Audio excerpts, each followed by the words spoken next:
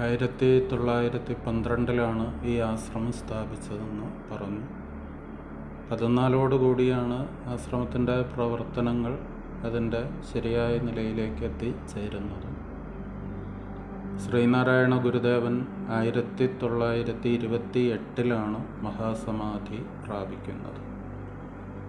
അപ്പോൾ 1912 മുതൽ 1928 വരെയുള്ള കാലയളവിൽ ഗുരുദേവൻ ഏറ്റവും കൂടുതൽ കാലം താമസിച്ചിരുന്നത് അദ്വൈതാശ്രമത്തിലായിരുന്നു. അതാണ് ഈ ആശ്രമത്തിൻ്റെ ഏറ്റവും വലിയൊരു സവിശേഷത. മഹാത്മാക്കളുടെ പാദം പതിയുന്ന മണ്ണ് പോലും പിന്നീട് വലിയ പുണ്യകേന്ദ്രങ്ങളായി മാറും എന്ന് അഭിജ്ഞന്മാർ രേഖപ്പെടുത്തിയിട്ടുണ്ട്. അപ്പോൾ അപ്രകാരമൊരു ആധ്യാത്മികമായിട്ടുള്ള ചൈതന്യം ഈ അന്തരീക്ഷത്തിൽ നിറഞ്ഞു നിൽക്കുവാൻ കാരണം ശ്രീനാരായണ ഗുരുദേവൻ്റെ നിത്യമായ സാന്നിധ്യം ഇവിടെ ഉണ്ട് എന്നുള്ളതാണ്. അതോടൊപ്പം ഗുരുദേവൻ്റെ സന്യാസ ശിഷ്യന്മാരായിട്ടുള്ള ബോധാനന്ദസ്വാമി, സത്യവ്രതസ്വാമി, ആത്മാനന്ദസ്വാമി, നരസിംഹസ്വാമി തുടങ്ങിയവരൊക്കെ അവരുടെ അക്കാലത്തെ പ്രവർത്തനങ്ങൾ അദ്വൈതാശ്രമം കേന്ദ്രീകരിച്ചുകൊണ്ടാണ് നിർവഹിച്ചുകൊണ്ടിരുന്നത്. ശ്രീനാരായണ ഗുരുദേവൻ 1928 മഹാസമാധി പ്രാപിച്ചു. കന്നി 5 ഗുരു മഹാസമാധി പ്രാപിച്ചത്. പിന്നീട് ഈ ആശ്രമത്തിൽ ശ്രീനാരായണ ഗുരുദേവൻ്റെ ശിഷ്യന്മാരായിരുന്നു ചുമതലകൾ നിർവഹിച്ചു കൊണ്ടിരുന്നത്.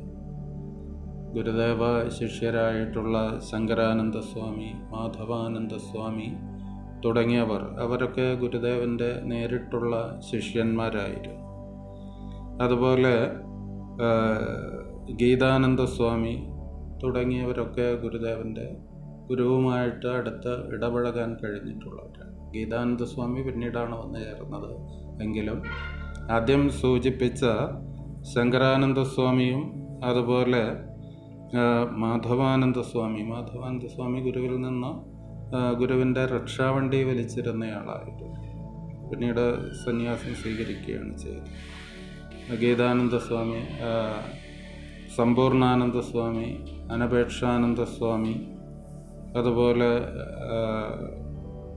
ത്രിരത്നതീർത്ഥസ്വാമി, ശിവസ്വരൂപാനന്ദസ്വാമി തുടങ്ങിയവരൊക്കെ പല കാലങ്ങളിലായിട്ട് അദ്വൈതാശ്രമത്തിൻ്റെ ചുമതല ഇവിടെ വഹിക്കുകയും ഓരോരുത്തരും ഇരുന്ന കാലയളവിൽ അവരവർക്ക് കഴിയുന്ന നിലയിലുള്ള വികസന പ്രവർത്തനങ്ങളൊക്കെ ഇവിടെ നിർവഹിക്കുകയും ഒക്കെ ചെയ്തിട്ടുണ്ട്. അതോടൊപ്പം തന്നെ പിന്നീടൊരു വിദ്യാലയം ഉയർന്നു വരികയും CBSE സിലബസോടുകൂടിയ ആ വിദ്യാലയത്തിന് ശിവഗിരി വിദ്യാനികേതൻ എന്ന പേരിൽ അറിയപ്പെടുന്ന CBSE സിലബസോടുകൂടിയ ആ വിദ്യാലയത്തിൽ ഇന്ന് 1200 വിദ്യാർത്ഥികൾ പഠിക്കുന്നുണ്ട്. ആ വിദ്യാലയം സ്ഥിതി ചെയ്യുന്നത് അദ്വൈതാശ്രമത്തിൻ്റെ തന്നെ സ്ഥലത്താണ്. അത് വാസ്തവത്തിൽ ഈ കോമ്പൗണ്ടിലല്ല. അദ്വൈതാശ്രമം ഇരിക്കുന്നത് പെരിയാർ നദിയുടെ തീരത്ത്. ഈ കോമ്പൗണ്ടിന് ഏതാണ്ട് 6 ഏക്കറോളം വലിപ്പമുണ്ട്. ഇവിടെ ഇന്ന് പ്രധാന റോഡിൻ്റെ 2 വശങ്ങളിലായിട്ടാണ് ആശ്രമം കോമ്പൗണ്ട് സ്ഥിതി ചെയ്യുന്നത്. അത് ഒരു ഭാഗത്ത് ശിവഗിരി വിദ്യാനികേതൻ്റെ കിൻഡർ ഗാർട്ടൻ പ്രവർത്തിക്കുന്നു. ഇവിടെ നിന്ന് ഏതാണ്ടൊരു 3.5 കിലോമീറ്റർ ദൂരെ മാറി തോട്ടുമുഖം എന്ന് പറയുന്ന സ്ഥലത്താണ് Sivagiri Vidyanikethan higher secondary school, അതിൻ്റെ മെയിൻ ക്യാമ്പസ് പ്രവർത്തിക്കുന്നത് അവിടെയാണ്. ശ്രീനാരായണ ഗുരുദേവന് ഗുരുവിൻ്റെ ഒരു ഭക്തനായിട്ടുള്ള വേലു എന്ന പേരായിട്ടുള്ള ആൾ ഗുരുവിന് സമർപ്പിച്ചതാണ് വാൽമീകിക്കുന്ന് എന്ന പേരിൽ അറിയപ്പെടുന്ന ആ പ്രദേശം.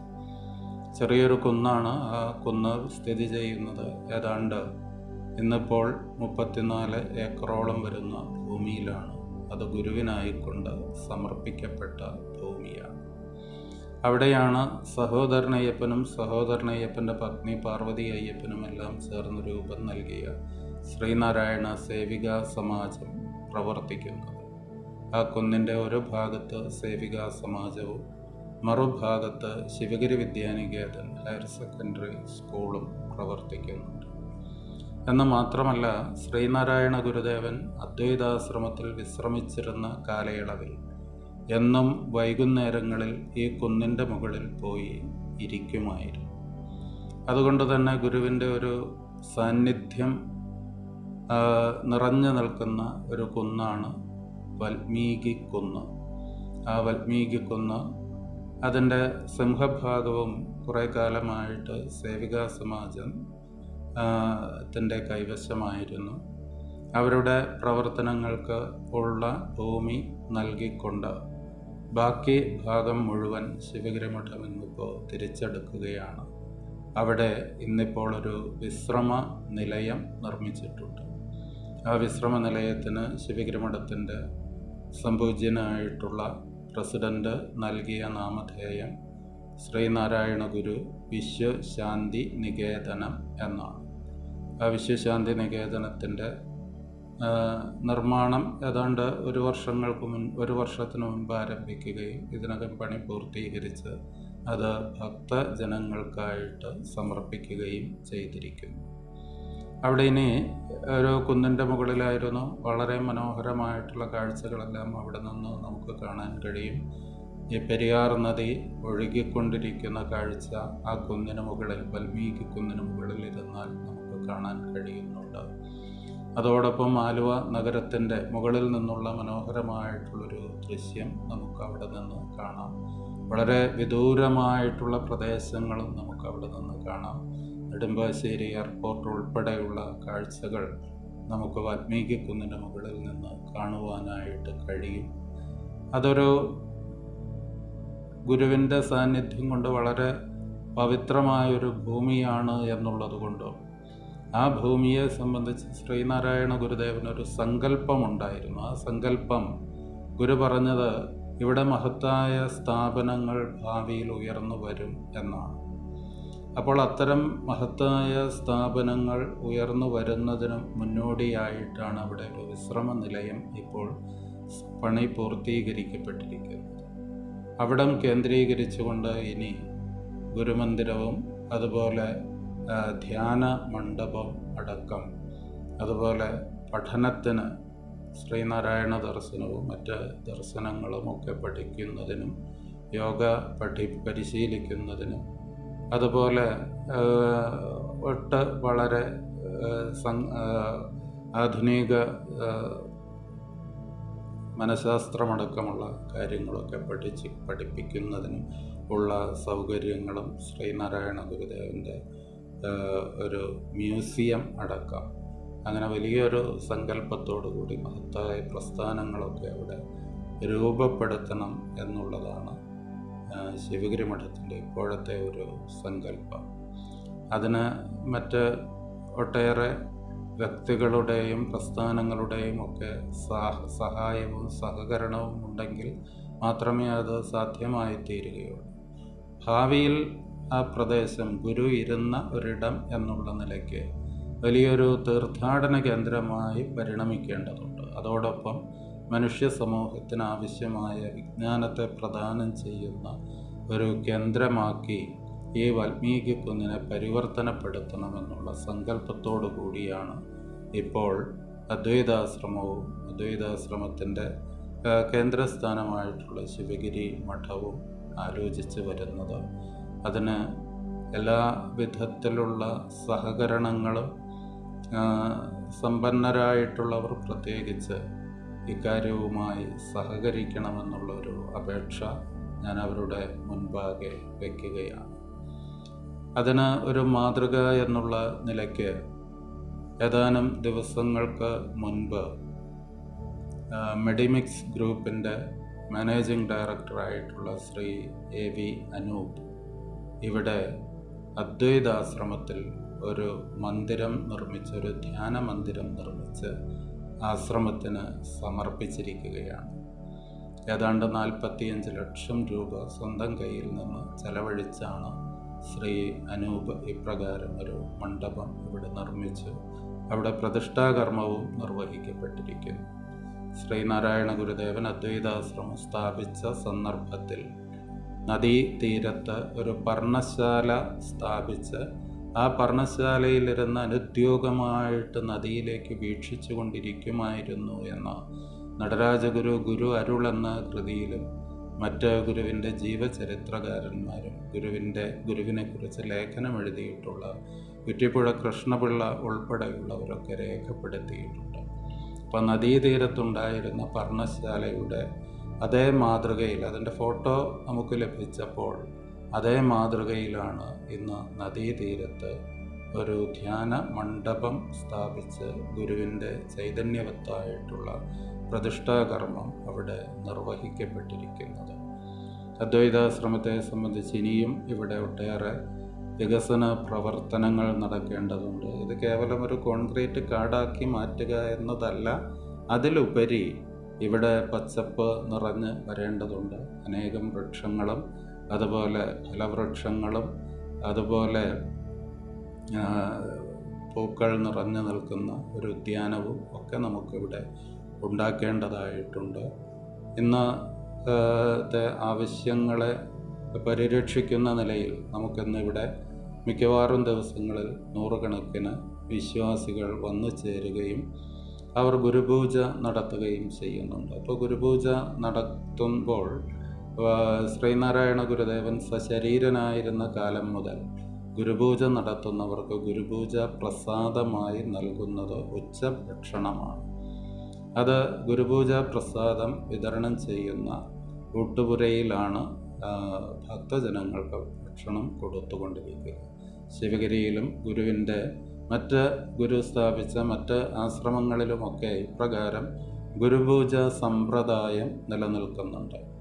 അപ്പോൾ ഗുരുപൂജ സമ്പ്രദായം നിലനിൽക്കുന്നത് കൊണ്ട് അവർക്ക് വന്നു ചേരുന്ന ഭക്തജനങ്ങൾക്ക് തൃപ്തിയോടും ഒരു സംതൃപ്തിയോടും കൂടി ആഹാരം കഴിക്കുന്നതിന് ഇന്നത്തെ സൗകര്യങ്ങളെല്ലാം ഉപയോഗിച്ചുകൊണ്ടുള്ള നല്ലൊരു ഗുരുപൂജ മണ്ഡപം ഉണ്ടാകേണ്ടതുണ്ട്. ഒരു അന്നപ്പുര എന്നുള്ള നിലയിലോ അല്ലെങ്കിൽ ഊട്ടുപുര എന്നുള്ള നിലയിലോ ഒക്കെയാണ് അതിൻ്റെ പ്രവർത്തനം. അപ്പോൾ ആയിരങ്ങൾ ഒന്നിച്ച് വന്നാൽ അവർക്ക് ഉച്ചയ്ക്ക് ഭക്ഷണം കൊടുക്കുവാനും എല്ലാ ദിവസവും ഇവിടെ നടന്നുകൊണ്ടിരിക്കുന്ന അന്നദാനം, നൂറുകണക്കിന് പാവപ്പെട്ട ആളുകളൊക്കെ ഇവിടെ ഉച്ചയ്ക്ക് ഭക്ഷണം കഴിക്കുവാനായിട്ട് വന്നു ചേരുന്നുണ്ട്.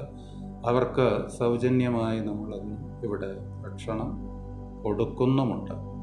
അപ്പോൾ അതിനൊക്കെ പര്യാപ്തമായ നിലയിൽ നല്ലൊരു ഗുരുപൂജ ഹാൾ ഈ ആശ്രമത്തിൽ ഉണ്ടാകേണ്ടതായിട്ടുണ്ട്. അതിനും ഗുരുദേവ വിശ്വാസികളായിട്ടുള്ള ഭക്തജനങ്ങളുടെ ഒരു അകമഴിഞ്ഞ സഹകരണമാണ് ഉണ്ടാകേണ്ടത്. അതും ഈ ശ്രീനാരായണ ഗുരുദേവ ഭക്തർ എന്ന് പറയുമ്പോൾ അത് ഏതെങ്കിലും ഒരു പ്രത്യേക ജാതിയിലോ മതത്തിലോ പെടുന്നവരല്ല. ഗുരുവിനെ ഗുരുവായി അംഗീകരിക്കുന്നവരാണ് ലോകരെ. ഈ അടുത്ത കാലത്ത് തന്നെ വത്തിക്കാനിൽ നടന്ന സമ്മേളനത്തിൽ പരിശുദ്ധ ഫ്രാൻസിസ് മാർപ്പാപ്പ തിരുമേനി വരെ ആ സമ്മേളനത്തിൽ പങ്കെടുത്തുകൊണ്ട് ഗുരുദേവൻ്റെ മാഹാത്മ്യം അവിടെ പ്രഖ്യാപനം ചെയ്യുകയുണ്ടായി. അപ്പോൾ എല്ലാവിധ വിഭാഗീയതകൾക്കും അതീതമായിട്ടാണ് ഗുരു വർത്തിക്കുന്നത്. ഗുരുവിന് ഏതെങ്കിലും ഒരു പ്രത്യേക ജാതിയിലോ മതത്തിലോ തളച്ചിടാനായിട്ട് കഴിയില്ല. അപ്രകാരമുള്ള ഒരു മഹാപുരുഷനാണ് ശ്രീനാരായണ ഗുരു. ഗുരു ലക്ഷ്യം വെച്ചത് ലോകമെങ്ങുമുള്ള മനുഷ്യരുടെ നന്മയാണ്. മതമേതായാലും മനുഷ്യൻ നന്നായാൽ മതി എന്നാണ് ഗുരു വിളംബരപ്പെടുത്തിയത്. അപ്പോൾ ലോകത്തെങ്ങുമുള്ള എല്ലാ മനുഷ്യരുടെയും നന്മയെ ലക്ഷ്യം വെച്ചുകൊണ്ട് അവർ ഈ ലോകത്തിനും അവനവനും സമൂഹത്തിനും ഒക്കെ പ്രയോജനം ചെയ്യുന്നവരായി അവരിൽ മനപരിവർത്തനം ഉണ്ടാക്കുക എന്നുള്ളതായിരുന്നു ഗുരു അവിടുത്തെ കർമ്മങ്ങളിലൂടെ നിർവഹിച്ചത്. അപ്പോൾ അങ്ങനെയുള്ള ആ മഹാഗുരുവിൻ്റെ നാമധേയത്തെ എന്നും നിലനിർത്തുന്ന നിലയിൽ ഗുരുവിൻ്റെ ദർശനം ഇന്ന് ലോകമെങ്ങും പ്രചാരത്തിൽ വന്നുകൊണ്ടിരിക്കുകയാണ്. ലോകമെങ്ങുമുള്ളവർ ശ്രീനാരായണ ഗുരുദേവനെ അംഗീകരിച്ചു കൊണ്ടിരിക്കുകയാണ്. അങ്ങനെ അംഗീകരിക്കുമ്പോൾ ശ്രീനാരായണ ഗുരുദേവൻ്റെ ഭക്തരായി മാറുക എന്നുള്ളതല്ല, ഓരോരുത്തരും ജനിച്ചതും അവർ വിശ്വസിക്കുന്നതുമായിട്ടുള്ള മതങ്ങളിൽ വിശ്വസിച്ചുകൊണ്ട് തന്നെ അതിൽ യാതൊരു മാറ്റവും വരുത്താതെ അതിലൊരു പരിവർത്തനം ശ്രീനാരായണ ഗുരുദേവൻ ഒരു പ്രകാരത്തിലും അംഗീകരിക്കുന്നില്ല. ഏതെങ്കിലും മതത്തിൽപ്പെട്ടവർ ശ്രീനാരായണ മതത്തിലേക്ക് വരണമെന്നോ ഹിന്ദുവാകണമെന്നോ അങ്ങനെ ഒരിക്കലും ശ്രീനാരായണ ഗുരുദേവൻ അതിനെ അംഗീകരിക്കുന്നേയില്ല.